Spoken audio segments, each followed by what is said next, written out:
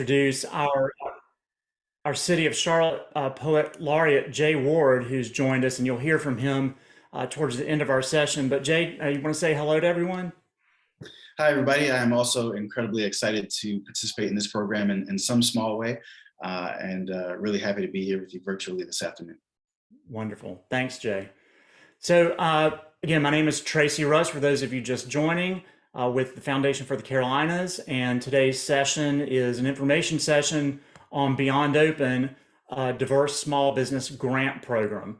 What we'll do today is give you information about the goals of the Beyond Open Small Business Grant Program, information about eligibility, the amounts of the grants, what the funds can and cannot be used for, the timeline for our review process, the amounts of the grants, and then we will answer questions that you may have throughout the session or as you brought them in. So if you will allow me to move through the presentation and then we'll come back to take questions. Feel free to input questions into the chat within this platform. And we'll manage most questions that way. I'm mindful that you can also raise your hand in the room. So once we get through the questions that have been submitted through chat, we'll take some in real time from many of you. But thanks again for being here with us. We'll end right on time, right at 1 o'clock, so you can get back to your day. Beyond Open, as I shared, is a diverse small business grant program led by Foundation for the Carolinas and supported by a gift from the Wells Fargo Open for Business Fund. And we're very grateful to Wells Fargo for the support that makes this program possible. Wells gave the foundation $20 million for distribution to diverse small businesses in this community. They also gave $20 million to 4 other communities, Atlanta, Miami, LA, and Houston, so that small businesses in those communities could also be supported. We're very happy and again grateful to Wells to be one of the 5 communities participating in this program. Beyond Open grants are focused on support for diverse small business owners. And what we mean by diverse are minority, woman, veteran, LGBTQ owned businesses, with the goals of building wealth among small business owners through access to capital assets. And we'll talk a little bit about what exactly that means. And to give you a bit of description, capital assets such as equipment, technology, real estate, or inventory that's important to your business. Second goal, to change the narrative about small business ownership and what that means, especially as it relates to access to capital. Historically, it's been difficult for diverse small business owners to access capital for needs like this, and this is one of the intentions of this program, is to help remedy that gap to the degree that we can in this community. And finally, in terms of goals for this program, we want to model the outcomes that we seek. And by that, I mean we are directly contracting with and utilizing small businesses in this community to help implement the program itself. So we've got people behind the scenes helping us respond to questions that you have, graphic designers, caterers, venues for events like this.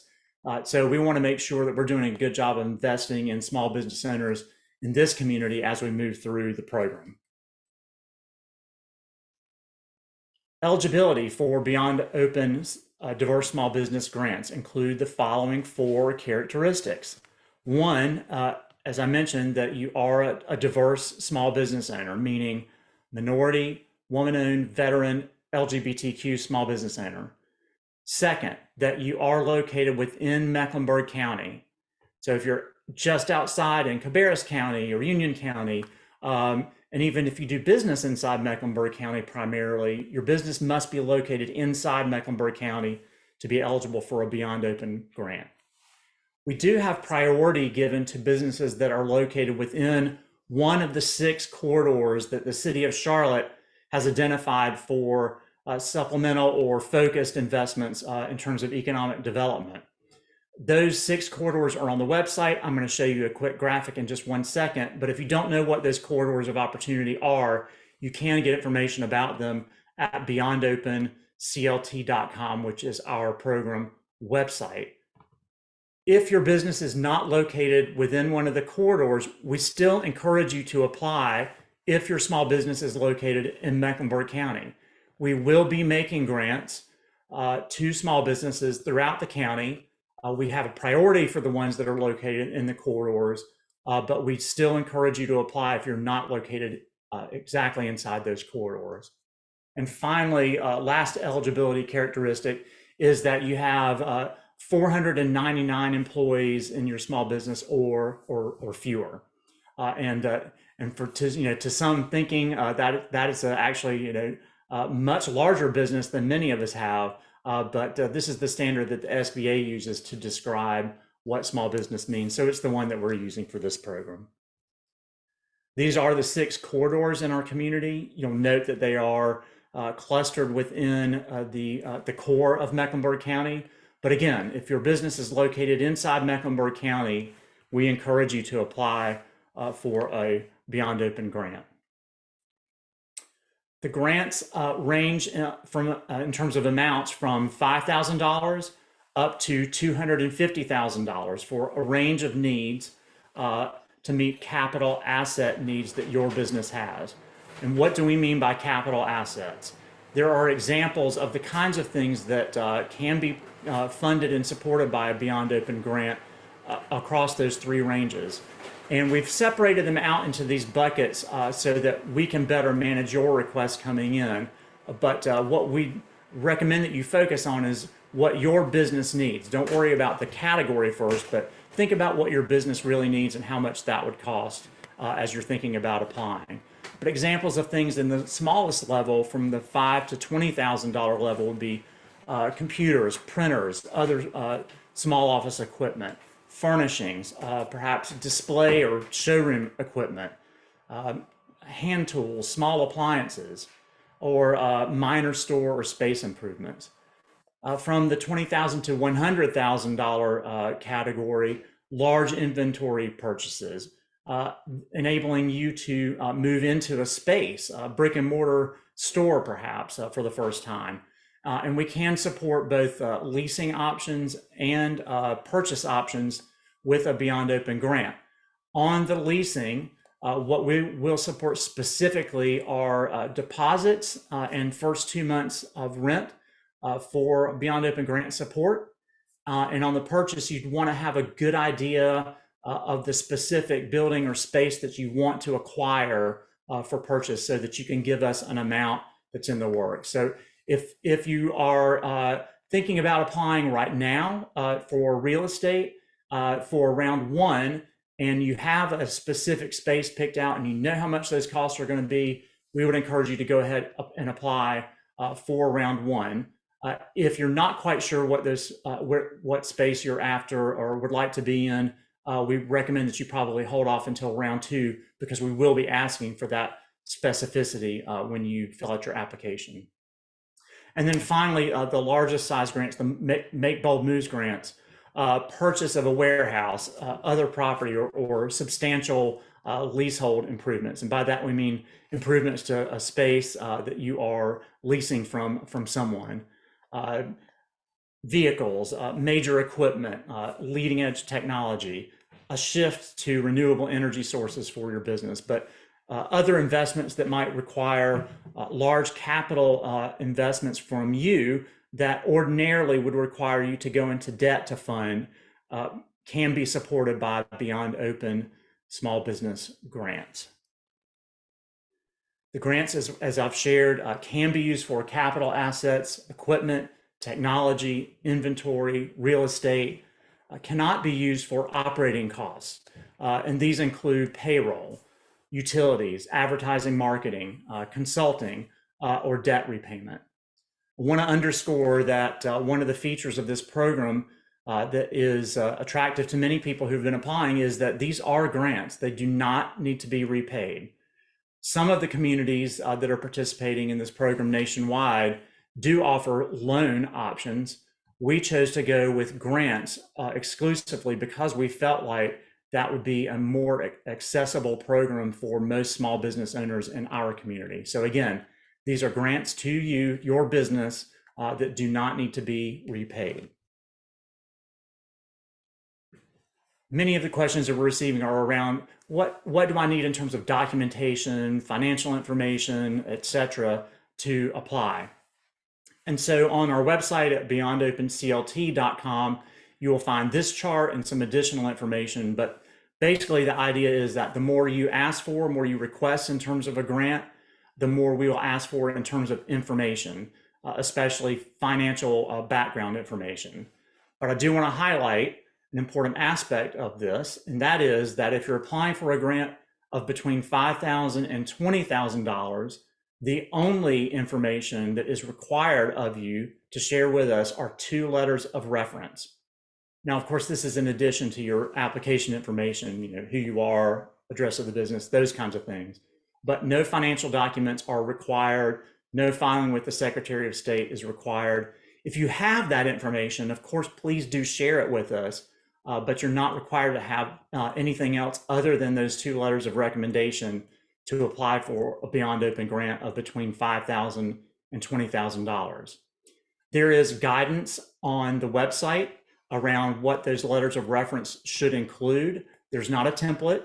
What we're looking for is basically people that know you well, who can attest that you are engaged in the business that you say you're engaged in, that you are doing a good job at it, and that they trust you and think that we should provide support to your business with a Beyond Open grant. It's really just as simple as that. So don't worry too much if you have not gotten a letter of reference before from someone about the exact format. We're not too concerned about that. What we're looking for is someone that understands you, your business, knows you, and can vouch for you so that we can give you a Beyond Open grant. If you're in a situation where you're not quite sure what some of the financial documents are, or you have an idea for the kind of asset you might want to apply, but you're not quite sure if it's eligible or not, or other questions, we do have 3 organizations that are here to support you. And I believe that many of you have reached out to one of these 3 organizations, Aspire, Prospera, and the Women's Business Center, with all kinds of questions and ask for support. And we encourage you to do that. They're standing by. They're ready to respond to any questions that you may have. Their contact information is also on the website at beyondopenclt.com. And again, we encourage you to reach out to them for that kind of support. Our timeline for round 1, this is a 3-year program. So we're in round 1 that will conclude at the end of this year. And we'll have an additional round next year in 2023, and a 3rd and final round of Beyond Open grants in 2024 for round 3. For this round, the applications opened on September the 28th. Some of you may have already begun your application, which is great. We encourage everyone to start as soon as they possibly can. The applications do close this month on October the 28th at 5 p.m. So, we strongly encourage you to start your application as soon as you can, get your information together. Don't wait until October the 28th to begin or finalize. Want to make sure that you get your application in on time and before 5 p.m. on that date. We'll notify everyone who's applied whether or not they receive a Beyond Open grant sometime in November. We're going to move through all of this as quickly as we can, but you can count on us reaching back out in November to let you know whether or not you will be receiving a Beyond Open round 1 grant. And then we'll get those funds to grantees, those that have been awarded a Beyond Open grant, before the end of the calendar year, before December 30th. Sometime first quarter of next year, we will release the timeline for round 2. And I think you can count on round 2 opening up sometime in the spring, perhaps early summer, but as close to the first part of the year as we can get, so that there's not a long lag time between this round 1 and the next opportunity in round 2. That is important because we want to encourage everyone who has applied for round one, or perhaps is just hearing about Beyond Open and doesn't quite have the time to get ready and prepare for a round one application by October 28th, to apply to prepare for a round two grant that'll open up again the first part of next year. So if you don't receive a grant this year in round one, we encourage you to prepare, come back for round two, and there's no disincentive or negative score or any attachment to not receiving a grant in round one in your application for round two. So we want to encourage everyone to try and participate when they can. I'll also point out that you can apply in multiple rounds. So you could apply now for round one and receive a grant, and then again apply in round two and receive a grant, and apply again in round three and receive a grant. So it's possible you could receive 3 grants from this program. What you cannot do, however, is apply or submit multiple applications within each round. So it's one business, one owner, one application per round. And so we encourage you to prioritize and think about what your business most needs as you're filling out your application for round one this year. Our advisory council is drawn from the community and have helped craft this program and make sure that it reflects the needs of small business owners. They are drawn from the 6 corridors, from community organizations that support small businesses, and small business owners themselves. So they represent the voices of small business owners from across the community. We also spent about 6 months out in the community meeting in small groups with small business owners as we began to develop this program. And we'll keep doing that. The way that this program is laid out for round one is open to input. We will refine it. Our goal will be to make it the most effective and most accessible small business grant program that it can be with your input. So we'll learn along the way.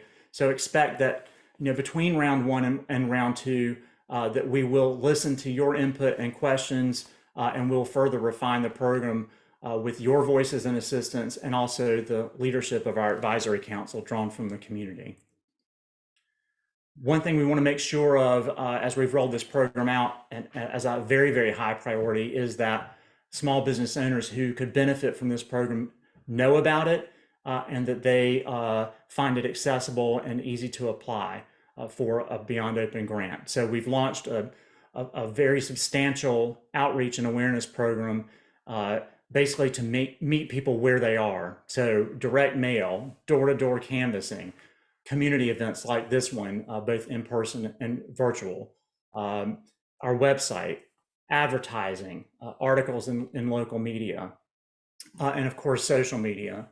We want to reach people and make this information as accessible as we possibly can to anyone, however they may receive information.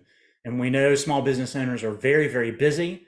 Your time is precious, and it is incumbent upon us to try to reach you where you are in the way that you most effectively take information in. So we've tried to do that, and so far the response has been very strong. So we're feeling good about it. But please do share information as you can with colleagues, with others in your networks who may benefit from a Beyond Open grant as we're moving forward towards the 28th and close of round one. Just wanted to give you an idea of some of these materials we're using and lift up a point.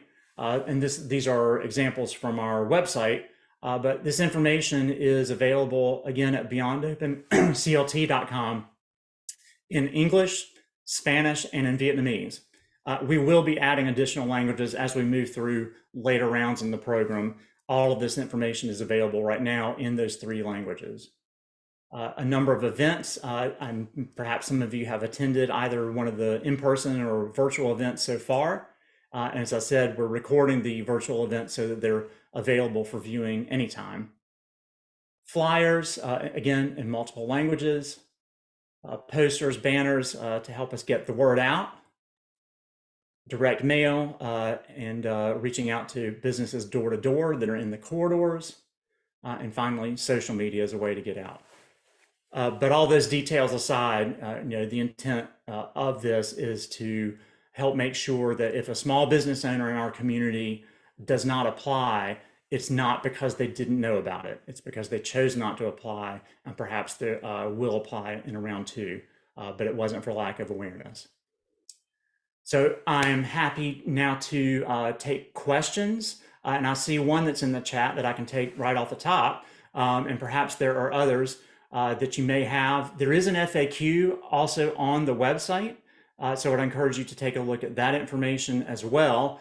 If we don't get to your question for some reason, and we'll try to get to everyone's question during the session today, know that as we see recurrent questions, we will post that information on the website and keep that updated. Again, also, please do reach out to one of the 3 support organizations that are available: Aspire, Prospera, and the Women's Business Center. So Joshua, I see a question. If you're a very new business owner or in the process of starting, is this still a good resource? So the answer to that question is yes. Startups are eligible for a Beyond Open grant. We are mindful that as a startup, you won't have a track record, so to speak, or past financial records for your application. So we will be asking for a projection, some idea of your vision for the future for your business, and how the asset that you're requesting funds for can help your startup emerge from that startup phase into a growth phase, and what those specific impacts might be. But short answer is yes, startups are eligible. I would provide guidance that you may want to think about assets that fit within the $5,000 to $20,000 range as a category to begin with for your startup, and then think about larger amounts as we're moving into round 2. That's not a requirement, however. Apply for what you need, but in terms of guidance, there's just a bit to help with that. And I'm looking now at William Lee. If you have a for-profit and a nonprofit, can you apply both or just one? So the answer to that is just one, and we encourage you to prioritize what you think the highest need may be between those 2 entities. I will say that nonprofits are eligible for a Beyond Open grant. The path is narrow. This is a program that is focused on building wealth for small business owners. So the path for nonprofit eligibility does carry more requirements, and I encourage you to look on the website in the eligibility section to see what those might be. And Mary, let's see, if we aren't picked for the round 1 event, will we be provided feedback on what needs to be updated? Yes, that's a great question. And so Mary, the ideal is that we would be able to provide one-to-one feedback for each and every application. I don't know that we will have the capacity to do that exactly, but here's what we do plan to do. 1, we'll take a look at all the applications. We'll be able to see where there seem to be obstacles or perhaps lack of clarity, or the need for more preparation and support for small business owners who want to apply. And we will augment the information that we're sharing to try and meet that need in our outreach and awareness as we're leading up to round 2. We'll also look to our community partner organizations, and again, those support organizations, to help us offer some programs and workshops leading up to the open of round 2 that you can attend and be a part of, so that if you receive some feedback or weren't able to prepare the best application that you thought possible, perhaps you might be able to do that for round 2. I don't know that we will be able to provide one-to-one feedback for your specific application, but we will be sharing information and sort of commonalities around selection as we're moving through from round 1 to round 2. And I hope that's helpful. And of course, anytime along the way, again, you can reach out with questions and for support. And William, I'm looking at your follow-up question. And basically, if the question is for real estate needs, do you need to have a building in mind with a purchase price? Or same question essentially for the lease amount. And yes, I think your question makes sense, but let me know if I don't answer it.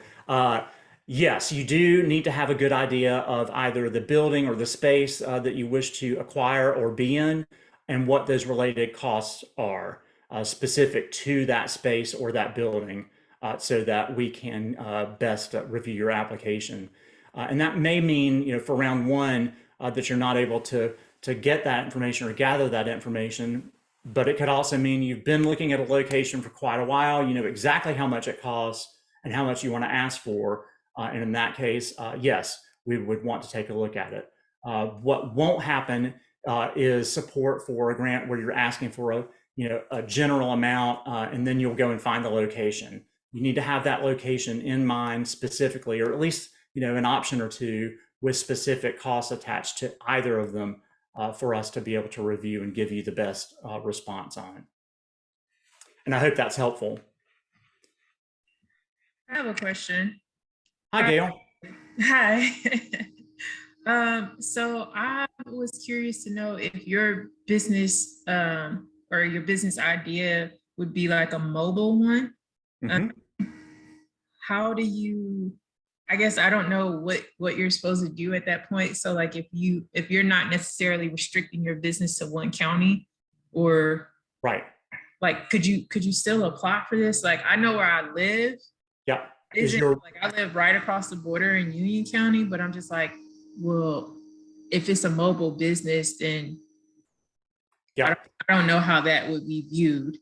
And we certainly understand that mobile businesses are a part of the economy and an important part of the economy locally and nationally. However, if your business address and where your base of operations is not inside Mecklenburg County, unfortunately, Gail, you wouldn't be eligible for this program. I'd leave it to you to you'll see on the application that it asks you for what your business address is, and that's where we derive the location.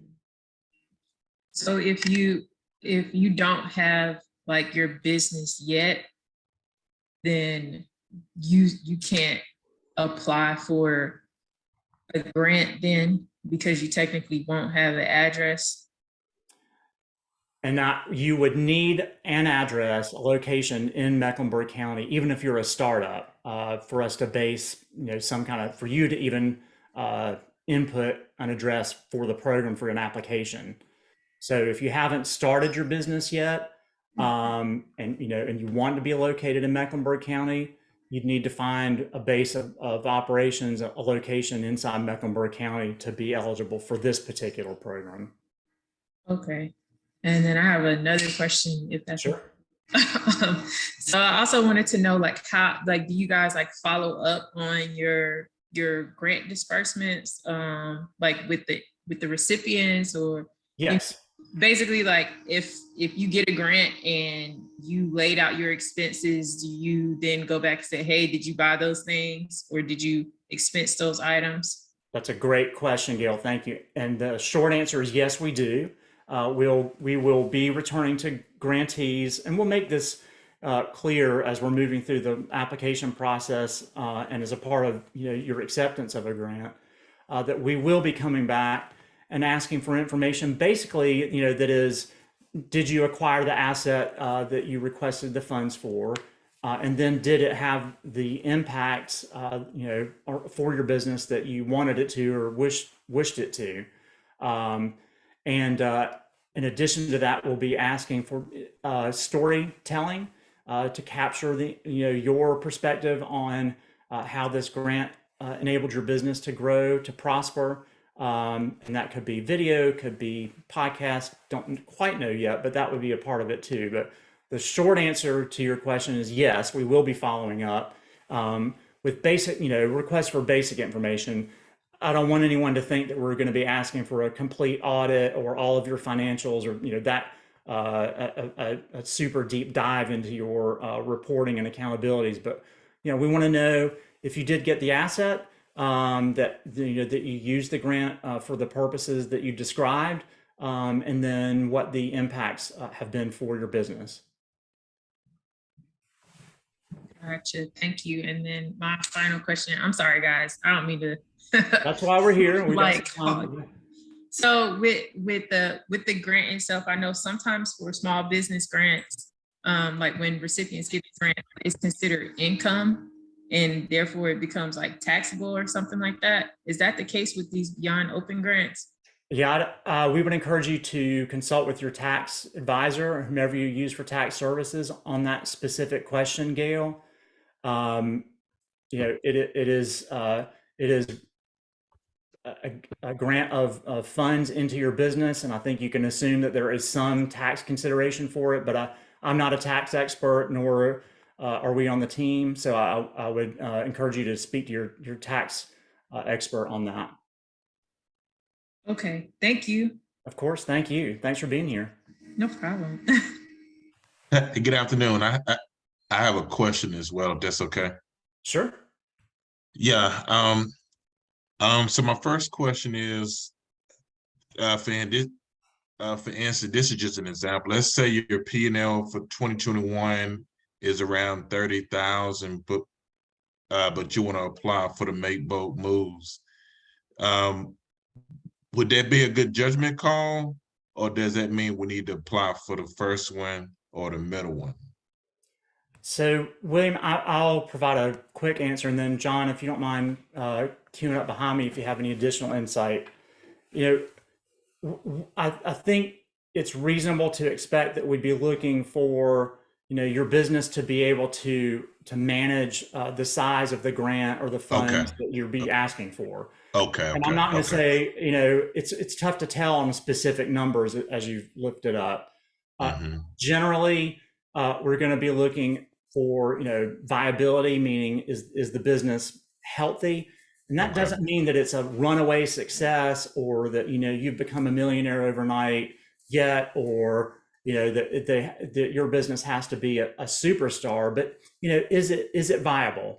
We've all been through a tough time over the past several years, so we understand that, and we've gotten a lot of questions around my P&L won't exactly reflect the reality of the business, which is A, we made it, we've survived, and B, we're growing slowly. But what we're looking for there is is this a tenable place to share a grant with, knowing that sharing a grant with one business will mean that another business doesn't get it, because this is a competitive process. So in that regard, we'll be looking at the numbers, but I don't have specific parameters around amounts like that, William, to share. And I would say, it sounds like you've been in business for a bit anyway, and what level of asset you're able to sort of support for 10 years, and make and what might be like a lot to chew on.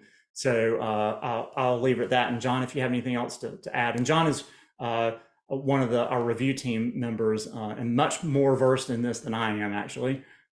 No, I think you're doing a great job explaining it, Tracy. And the only thing I would add is the greater the grant request, the more scrutiny that we're going to put on the application. And so for the really big grant request, we want a really tight, well thought out and considered application with detail about exactly how the money's going to be spent, quotes, all that kind of stuff, and a good correlation into how this this capital asset will help your business transform and help you achieve the goals that you outline in the application.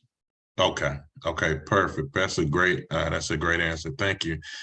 I have two more. They're very short. Sorry, guys, but I'm just trying to get it out of my head. All right, in regards to the business address, because a lot of small businesses do use like virtual addresses, or they may use the post office, or they may have a physical location. Are those first two addresses okay as far as a virtual or a post office address, but that's considered as the business address? So whatever you normally use as your business contact information is what we would want you to use for this. Okay. And if that's your home, then that's what you should list.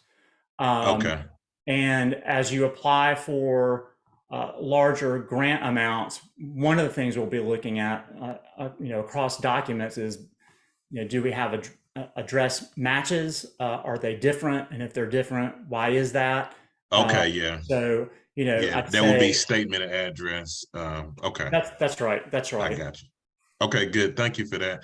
Of And my course. last question is, guys, and I'm gonna get out your way. In regards to the lease, um, if we want to get into a building and be a lease tenant, do we Yes. need to figure out what their lease is per month for the whole year? So you do, and here's why. What we will support for round one on leases is a deposit that may be required and your first 2 months of that lease amounts, the total. So you'll Okay, need to know what the monthly is to be able to tell us that.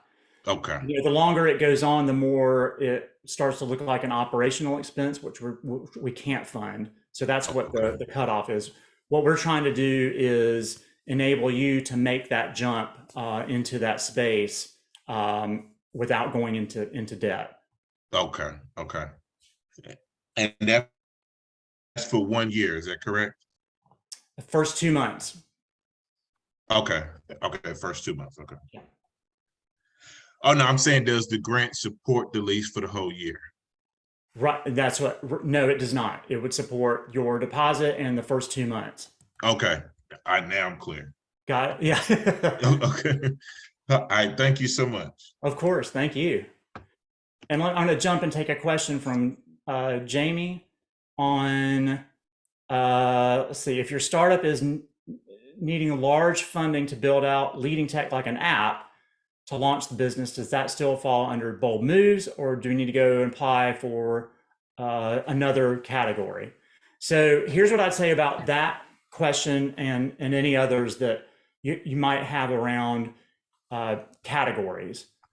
Think first about what your business needs and what the asset is that would help you move towards the growth that you want and your vision of that of your business's success.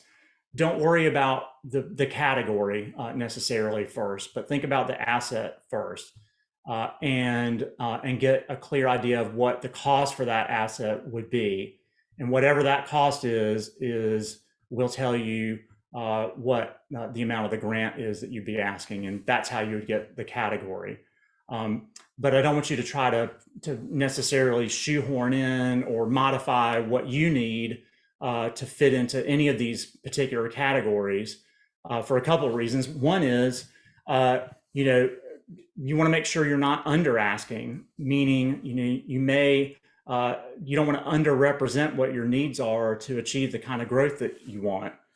Of course, we're mindful that, especially if you're a startup, that, again, we'll be looking for normally the smaller amount of grants to offer that support.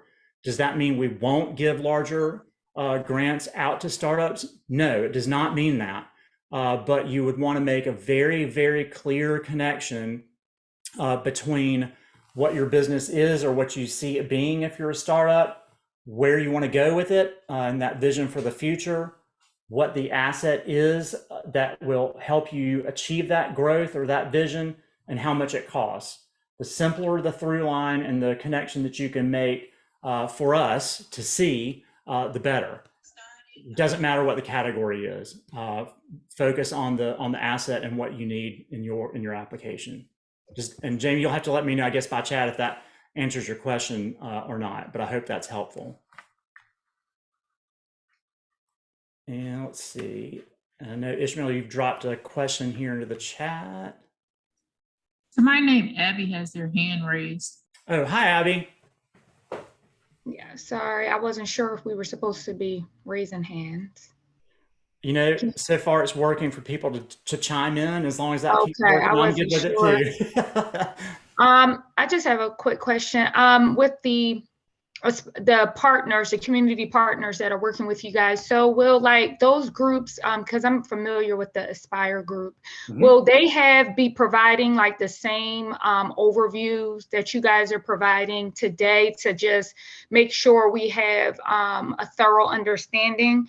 Because obviously this was really great, but I know for somebody like me, it'll be helpful if, like, you know, I do want to get to an in-person session and be walked through again what the possibilities are for me regarding the tiers, because, you know, again, this grant is offered in various tiers, and I will want to try to, you know, if I apply, go after the one that is most suitable, and you guys don't have that much time today. So I'm just wondering if, when the community partners that you guys listed, if they host events, will they be reviewing this information again with those who attend, to ensure that we have a thorough understanding of this process, and you know, what our possibilities are. At the end of the day, we have to get approved, but I'm just wanting to make sure that they will be providing the same information you guys are providing today.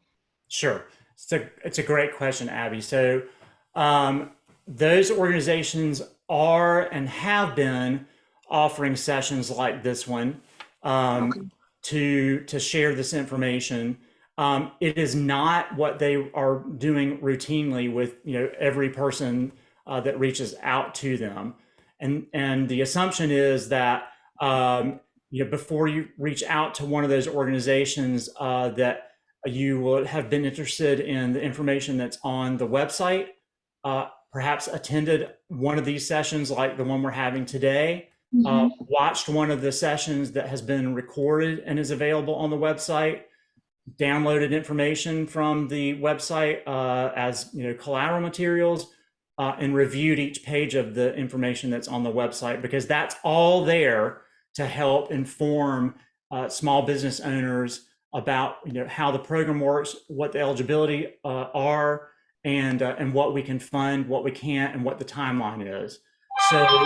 So the support organizations really are there to you know, as an added resource if you have additional questions, or, you know, there are points about it that you need clarity around that they can help with. Not so much to provide, you know, the introduction. That's what these sessions are for. Now, that's not to say if you called any of them or reached out and said, hey, you know, I've just heard about this program, you know, can you help me understand what it is, and, you know, if I might be a match for it. They may offer one of the sessions that we have planned, and that's what they have been doing. They may say, hey, yeah, we've got a session coming up that we've created tomorrow, or what have you. But they probably will also refer you to the website and to the recorded sessions that we have already. So I hope that's helpful.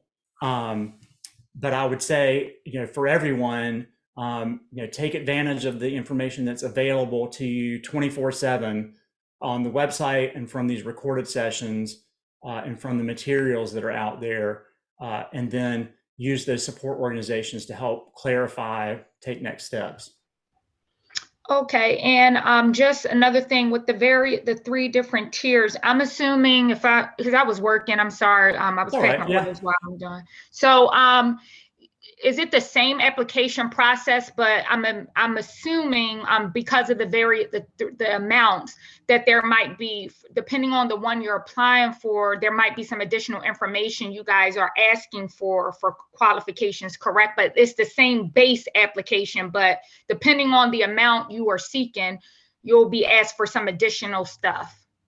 That is correct, Abby. So now you can host this next session because you just described exactly the case. You know, all that information that's there is available in exactly the way you laid out. The more you ask for, essentially, in terms of a grant amount, the more documentation we will want to see to support that application. And I will, and you may or may not have heard me share this point, that if you're applying for a grant of between $5,000 and $20,000, the only required documentation or information that you submit, in addition to, you know, what we're asking on the application, are 2 letters of reference.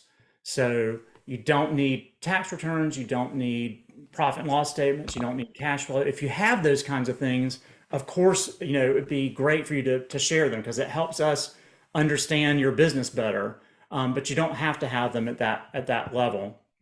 Tracy, And then, yes, I was going to say for this point, because there's another question that's kind of related. Maybe we can go back to the slide that has the chart with everything on it too. the thing. This one. Yeah. And Abby and others, this chart is on the website and on various materials. And basically, the green dots are the documents that are required per level. Okay. So you'd want to be attentive to that. And then in terms of, Abby, the application process itself, it really maps out in the same way for everyone with added documentation along the way, depending on the amount you're asking. And there may be very, very small differences that are driven by sort of choices that you make in the application. But overall, there is one application. And it basically asks for more information the larger the amount of the grant that you go through. So if you understand the application, you're good to go in terms of understanding how to apply for any amount. Okay. Thank you for the information. It was very helpful. Well, you're very welcome. I'm glad you're here. And Abby, where are you located? I am in West Charlotte. So I work, I've been working with Enderly Coffee Company for the last 3 years Yes. since we've been in business. So we're mobile, but we don't Right. go outside the county. We're based in Charlotte and we really stick and partner with the Enderly team for the most part. So Sure. yeah, we're Sure. here. We're one. Excellent. And I was just curious because I thought that was you, and I wasn't asking for the purposes of your application. No, we here. No, we somebody, Yeah. another small business owner. I was working at the shop Yeah. last week, and somebody else mentioned that you guys were doing this, and she told me to tune in. And I'm funny enough, I didn't realize Aspire, which I'm not surprised that they were, involved. I went through one of their workshops the month before we launched in 2019. So they've worked with me a lot and have been super supportive. So Great. so this is kind of full circle. Let's see what happens. That's right. Yeah. Excellent. Thank you. Glad you could be here today. And Jamie, yeah. Oh, go ahead, Gail. I'm sorry. It's real quick though. Sure. So I know it said that you can't use the grant for advertising and marketing, but you can use it for like an e-commerce website. So is that not considered marketing a little bit? There are countless overlaps and probably gray areas among all these specific examples and what qualifies as a capital asset or not. And I think you've landed on one of them. Certainly, I don't think anyone would advise you to build an e-commerce platform and not use it for marketing. Our question is, does that platform enable your business to grow in some substantial way that could make an impact for you long term in terms of building wealth as a tool? So yes, and that's a great example, while that platform certainly could and probably will be used for marketing purposes because that's how they're created, I assume that what you want to do with it is literally have the ability to create transactions and sell services or products with customers. And that's the base that we're focused on. What you do with it past that is up to you, and with all our good luck. And I'd say it's in some ways it's the same type of consideration that you'll see that we can also fund improvements for storefronts, for signage, improvements to parking lots, lobbies, reception areas. And those can, you could view those also as a part of your brand, a part of your marketing and outreach efforts. And we understand that. But for the purposes of this program, that starts with a set of assets, a major purchase that you need to make that you won't be, it doesn't have a recurring cost. You're not going to keep purchasing it over and over. It is a capital asset that ordinarily would require you to go into debt to acquire. So from that perspective, yes, what you described is eligible, and with all good luck and blessings for its full, impact for you as a way to reach more people and customers. Okay, cool. Thank you so Uh, much. Quick question, sir. With, for instance, you have car, truck, van, and so forth, and then you have like cell phones and stuff. Do we have to let you know the amount of vans or cell phones, or in that case, like new signage? Does that also Yes. does it also equate to like billboards as well? Yes. So Okay. in all of the examples you just listed, William, and I don't know if you go by William or Will or Bill, but I'm going off what it says on the screen here. I'll go back to my point around clarity, and Okay. that is, the more specific you can be about what you need, and if it's multiple of something, of vans instead of a van, or phones instead of a phone, yes, you'd want to let us know. Okay. I'm applying for the amount for 2 vans or 4 vans, or 2 cell phones, or 1 or 8 or 10 or whatever it is, Okay. so that we get a very clear picture of what it is that you need, and that you've got a great grasp on why you need it and what it will help you do. Okay. So that we can give you the best answer in terms of responding to your application. Okay. And with the vans and so forth, do we already need to have those in hand, like specifically looked at? Yes, we'll be asking, just like with the real estate? Okay. that's right. We'll be asking you for, quotes or cost estimates if it's, not a vehicle, on services, or something that, some documentation that shows some evidence or base for the amount of money you're requesting. Okay. Okay. Now, I do want to make clear, though, that, and I want to make this clear because some grant programs do operate in the way that I'm about to describe. Some grant programs will want you to provide a quote for, let's say in your case, William, the van, cost estimate from a dealership, and we say yes to that request, and then we send the money to the dealership instead of to you. That's not the way this works. These funds will go to you, as a direct grant. So there is not there's not a sort of a reimbursement model at play here. But I just want to make sure that's clear for everyone, because we have gotten that question before. Okay. And I've gotten a couple of questions on, is there an email address to follow up with past this session? So that email address would be info at beyondopenclt.com. And I understand that you have, and Kirsten, you have a specific question, and of course welcome those, but that's the best email address to use so that we can ensure the fastest response back to you. There's a question in the chat from, I think, Jamie. Yes. Oh, okay. I see the follow-up from Jamie. And so his question is, if you're a startup and you don't have, past revenue or financials, it's difficult to complete the documents you require for the bigger grants. And yes, that we understand that. So if you're asking for, you're a startup and you have an asset that you think is an investment of $100,000 as an example, which would trigger requirements for financial documents. What I would say is, in that case is, is there a way for you to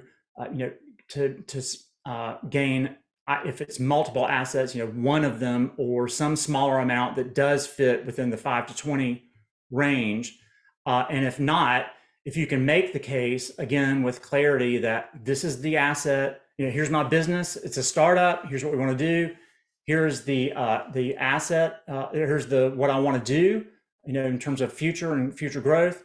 Here's what I need to do that and make that case. It's going to be a challenge because those past financials are important for those grant amounts. So I can't, as with any of these, guarantee that you would receive that, but we'll be asking you for financial documents and some type of documentation that reflects very, very clear connection between what you need and the amount for that grant. I'll just be honest, it's going to be a challenge for you to receive a grant at those larger amounts, given the financial reporting requirements, but that's not to rule it out completely. I would say, to get that information together and start your application and see how far you can get with it. And that's probably a scenario that we'll entertain with a bit more clarity for round 2. And it could be that you may need to wait to have some track record for financials for round 2 or even round 3, Jamie. Kirsten. Thanks. Is it Kirsten? Kirsten? Kirsten. Okay. Yeah, thank you. With the purchasing of the real estate, like I know that was one of the items on there. Just a couple tiered question. Is there, I know with the grants, it says for purchasing real estate, it's $250,000 plus. Is there kind of an upper limit for those? And if we had the opportunity, I run a retail boutique in Noda, if we had the opportunity to purchase the real estate that we're in, the property that we're in, would that qualify? And if so, is it like a down payment or is it the whole of the amount? So great question. The use for real estate for Beyond Open grant isn't tied to any of those 3 categories. So, as an example, and we probably all love to find this, if there's a building that's available for $18,000 and that's how much it is, then you would apply and your request would fall in that building for success category. Okay. If it's, in a more realistic scenario, if it's, upwards of 100 or, up into the 250 range or even more than that, you definitely would want to have the total cost as a part of your application for that property. One of the questions in the application is, are you asking for the full amount or a portion of the full amount? And if you're asking for a portion of it, where are the other funds coming from? And John, I may not have it exactly right, but some version of that. That's right, Tracy. And I'll kind of reiterate or reconfirm what Tracy was just saying. The examples that we put for each of the categories of grants are just examples. It may be that you can find a car that's less than $20,000, or the example of the building. But we were just trying to think of, okay, what is an asset that would require $250,000? So don't let the categories and the examples lock you into an amount. If you needed 15 computers, that might put you into the Growing for Prosperity category, even though that 15 computers may not be listed on as an example. Okay. And is the difference of applying for the grant for the full amount versus a portion of the amount, would one be more likely than the other to get approved? I'd say what matters most is, again, that clarity between the connections between this is what my business is and what we do. Here's what we want to do. Here's what we need to make that happen. And here's how much it costs. Okay. So I would focus more on that clarity rather than sort of trying to imagine the odds of competing for any certain amount and chance for success around that. Because the way we're evaluating these applications really is, each one is reviewed and scored, and they'll be considered all together after we close the applications on the 28th to make final decisions. So, I would say focus on the clarity and the connection between the narrative that you're lifting up and the documentation that you're providing to establish a very clear picture that says, like, basically, if you get this grant, this is what's going to happen. And it's really, really, as easy as it can be to see that. Okay. Does that make sense? Yeah. So they have as much of the story and kind of alter, Yep. give as much information as you can, along with supported documents of how that's going to help your business grow. Yes. And I want to note for everyone, we're a little bit over time, actually. So what I'm going to do at the moment is, hold on, if you don't mind, because I do want to be respectful of everyone's time. I'm going to let Jay Ward close us out with a poem. And then I'll hang out, for a few minutes after that with anyone that wants to stay on. But I do want to let people get back to their days if they've built their schedule around this. So Jay. Thanks so much, Tracy. I also want to honor folks' time and their dedication to what's happening. So when we say close with a poem, I wanted to help out in whatever small way I could with such a magnificent grant and opportunity for diverse business owners here in Charlotte. So we decided we would do a living poem, meaning I wrote a poem for the beginning of this process, and I've attended all the in-person information sessions and kind of absorbed what was happening at each one. And so the poem has changed slightly every meeting, and it'll change after this meeting too, just absorbing the energy and the questions and the business owners that are represented here. So this is the poem. Beyond dollars and cents, beyond statistics, beyond investing in the lifeblood of this city, beyond the idea of equity and the execution of it, beyond the systemic fear of what form corporate money can take in a historically underserved community, beyond the scars left from 2 pandemic years where uncertainty loomed over our families and manifested in ways that we did or did not spend, did or did not invest, beyond the improbability of obtaining capital assets without also obtaining debt, beyond the get back on our feet attitude and hustle mentality it took to regain what we have today, beyond late nights, beyond tenacity, beyond the heroes who don't always feel like heroes, there is you, the lifeblood of this city, who account for over 50% of the local workforce, who make it possible to keep money circulating in the communities you serve, who, by definition, exemplify what it means to give back.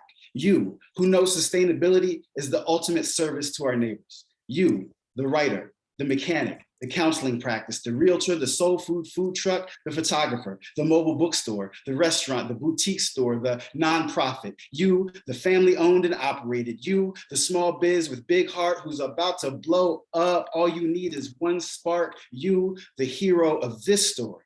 To all of you, I offer this living poem, a catalog of the angst, the concerns, the triumphs, the side comments, the victories, the momentum. And listen, we know what displacement is, right? We know about historic West End. We know about historic Brooklyn. We know about East Charlotte. We know changes to the landscape of our communities affects the livelihood of our businesses and vice versa. But we also know what support is. A tightly packed house on Betty's Ford, a standing room only bakery off Central, meaningful conversation in a tea oasis near Freedom, a Camp North End screen printer / cultural incubator, even a virtual session like this one with 18 or so folks. We know support is woven by the many hands of intention. We know support says, let's build wealth in a way that benefits all of us. We know support says, don't select yourself out, select yourself in. Support says, you can do this and we're gonna help. We know that we support us, but it also feels good when others support us too, right? So I offer you this proof that you haven't been forgotten. This grant is meant to help you build for success or grow for prosperity or to make bold moves. And beyond all that is meant to help diverse business owners create wealth. Beyond the impact of the grant, think about how generational wealth is a seed that can bloom in places it never has before. Even if you've never successfully applied for a grant, even if you're a startup, even if you're an established enterprise of many years, apply. Change our city, apply. deepen community connections, apply. See it all happen with you at the forefront. Apply round 1, apply round 2, apply round 3, select yourself in. This is beyond rebuilding, rebranding, and revival. It's beyond longevity, resilience, and innovation, beyond comeback stories and equitable access, beyond open. There is you to take Charlotte beyond. Thank you all so much. I'm so excited for this program and what it can mean for our city. Thank you so much, Jay. Thank you, thank you, thank you. And we reached out to Jay early on because, we know that small business and small businesses and small business owners are people who are leading with passion in their own lives. And, there's more than just a bottom line and more than spreadsheets, and, it's a part of you. So, Jay, thank you for embodying all of that in this work and inspiring everyone. I want to close out and say thank you to everyone. I do have about 15 more minutes, and I can stay on the line with those of you who wish to. Any others who, obviously we're over time, need to go, please go about your day. And with our thanks for sharing your time this afternoon.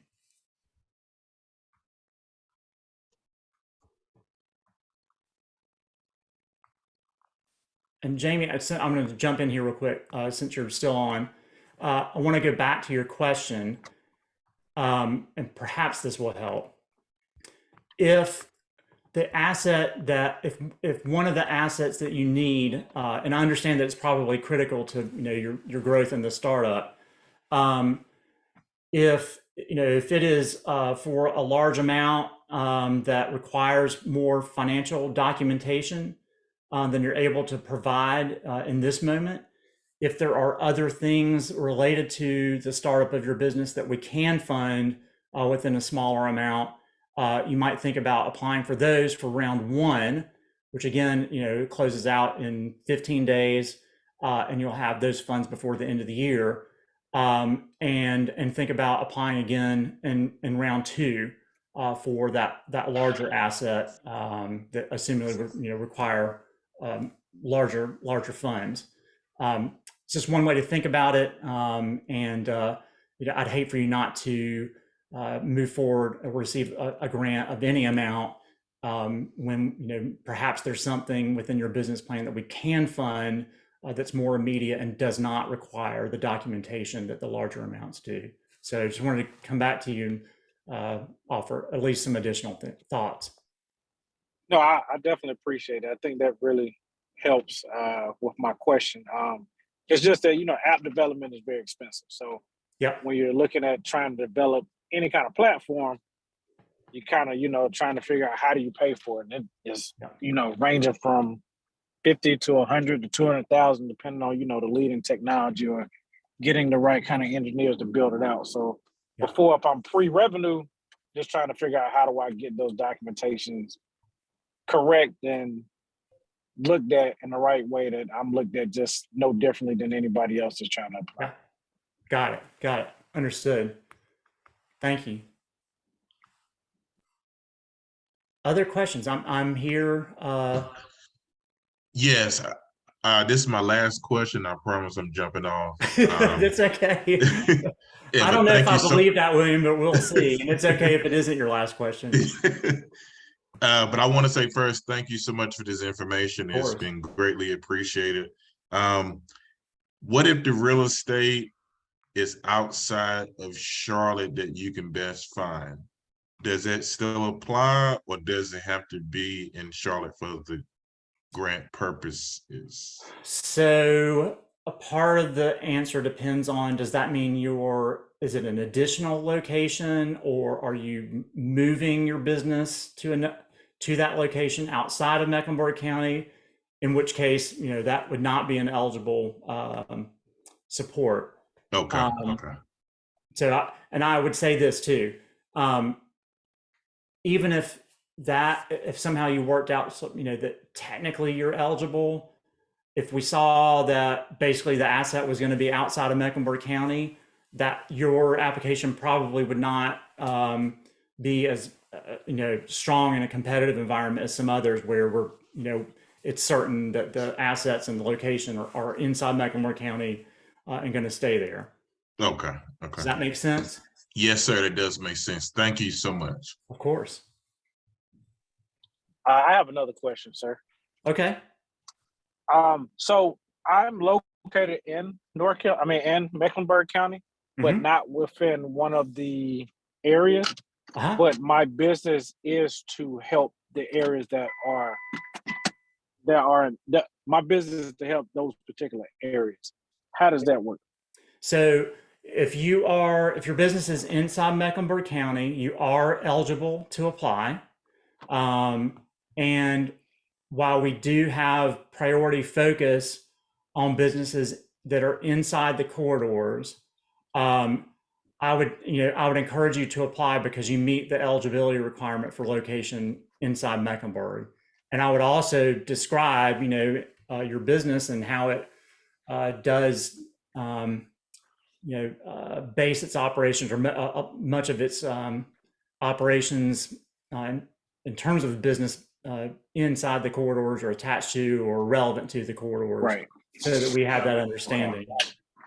As it pertains to the corridors, there is, if your business is not located in it, you select other, and then there'll be an additional question that allows you to elaborate that you do significant business within the corridor, or that you're near one of the corridors. Or Got it. Thank you. You're welcome. Thank you. I have one more question. Sure. We read through all the details of the grant on the multiple levels, and if it clearly states that the grant can't be used to pay off, existing debt, like credit card debt or things like that. We have our retail lease is tied to, it's like a floating rate, and with it, the lease is a floating amount, which is basically tied to the underlying debt of the building. And so as rates have been going up, the lease amount is becoming strained. We're worried that it is going to significantly negatively impact the business because it's going to go up so much.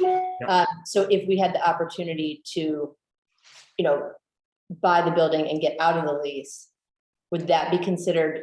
I'm a single owner LLC, woman owned. So if my, had the ability to buy it, would that be considered paying off debt if the land is, owned under a different LLC? Yeah, that's a great question. So I think the key there is that you would seek to acquire the building. And for our purposes, I'm not sure it matters whether or not you're actually in it now or not. Okay. And I understand that the end impact on your side would be that it would alleviate, future debt tied to the lease, even an escalating amount or non-escalating. But the key would be, would acquisition of that building as a capital asset enable your business to grow? How much would you need to do that? And it's up to you to, request the full amount or some portion of it, depending on where you may or may not be able to get additional resources together. And again, I get that you're in the building that you want to purchase, but for our purposes, and John, again, jump in if I'm wrong, what matters is that you want to acquire the building. And it's not that the lease part is irrelevant, because I know it's very relevant to you and indeed driving the request, but for our purposes, it's almost the same as you are located anywhere and you've seen this building where you want to be and you want to purchase it. Okay. All right, great. Thank you. Sure. And Alexis, I know you're on the line. Tanya, Substance, Danielle Roberts. If you have any questions. I'm so sorry. Can I ask one more question? No, yeah, go ahead. I mean, yeah, this is like extended time. So when the questions stop, we'll end. But I do have a hard stop at about 1:25. Okay. This should be probably a quick one because there's probably just a yes, no answer. If we applied for a, excuse me, a larger full amount and that was not under the scope or, you know, is there a possibility to then approve a partial amount, or is it like you're asking a specific question and the answer is either yes or no? Yeah, so we're going to make we're going to review and score and make decisions based on the full amount requested and with the information provided. Okay. And so what I'm getting at is, at least for this round, we won't be going back to identify with you, because we just don't have the capacity, frankly, whether, well, if we could fund this amount, would that help or what have you? So I would think about what you need and what you think is a, tenable, reasonable, and credible request based on the information you're going to provide. I think it's. Thank you so much for the information. You're very, very welcome. Thanks for sharing time this afternoon. But Kirsten, I think it's reasonable to assume that the larger amount you ask for, the more you'll be competing with others that are asking for that amount.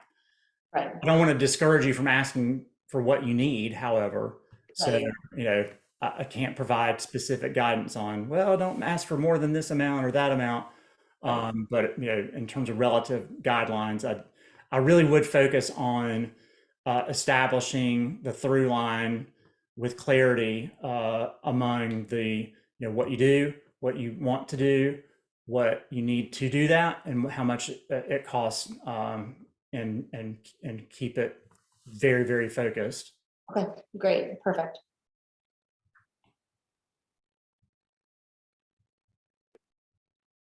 Anyone else? Okay. I know I mentioned earlier about like mobile business. Full disclosure, like I'm a physical therapist, and so like I would love to provide like mobile physical therapy services. Can you, I guess, like be based in the Mecklenburg County area as far as your business address is concerned, or address that's attached to your business, but can you also work like all through Mecklenburg County, but then also in another county, or you can't do that? Yeah, the key really is where the hub of your business is located, and the address where you return to at the end of a day and start the day from, more than where you deliver the actual services. Okay. So I'd use that as your guideline for the location, Gail. Okay. And just to clarify, like I know that for the Built for Success tier, like you really only need like your reference letters, like you don't necessarily need to already be registered with the Secretary of State. And particularly for me, like that would be the tier that I would apply for. If I could. So that would mean that I don't necessarily have to have like all of the registration and all of the business planning, but at bare minimum, like have projected expense planning available. Yeah, so the only information or documents you'd be required to have are those two reference letters. If you have additional information, as an example, if you did have your filing with the Secretary of State in place, that would be great to have. But the only two things you're required to have are those reference letters.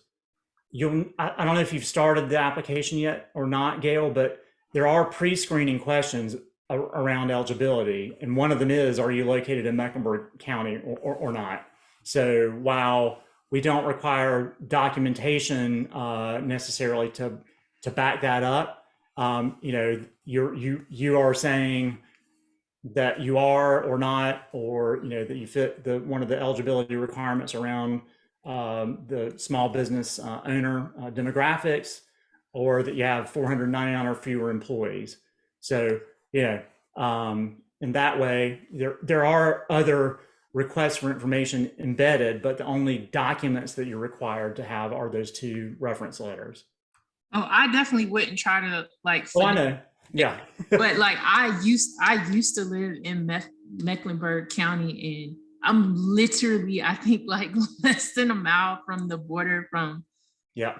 Mecklenburg County into Union County. And so I was just like, well, like if I work in Mecklenburg County though, like does that, see, I just didn't know how to count, because right now I only have my home's address, but I would never do business at my home. So that's why I was like, I'm not really sure like what to do or what I could do essentially. So Yeah. I personally would never finesse it. Like if that's what it is and I would have to use my home address, I know that it doesn't fall in Mecklenburg, it falls in Union County. But like for instance, I work in Mecklenburg County. So I was like, I don't know what to do. So Yeah, I mean, so I'll set, and hey, I want to make sure everything I offered was only to clarify what you are required to have for the 5 and 20 level. So we're taking people at their word for lots of information. So please don't hear me saying that I didn't think that was going to happen. But the location, information it is tied to where your business is headquartered, located. And if that's your home and it's outside of Mecklenburg County, then you just wouldn't meet the eligibility requirements.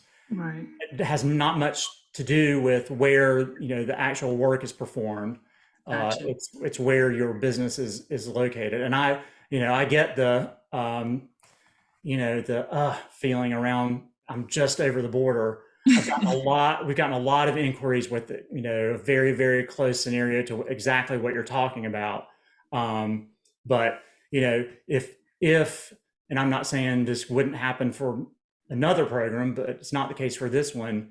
If it were, if the eligibility were designed around, where most of your customers are, or where you draw the most revenue from, or some other metric like that, then we might be having a different discussion. Right. But I can only offer you what it is in this moment, and I don't want to. I want to be clear and give you accurate information. Yeah, for sure. And I really appreciate it. Like I said, I for one needed that clarity, because in my mind, I was like, well, if I'm providing the services in that county, is that how it works? But you explaining it now, like reading it is different from like hearing it. Sure. Oh yeah.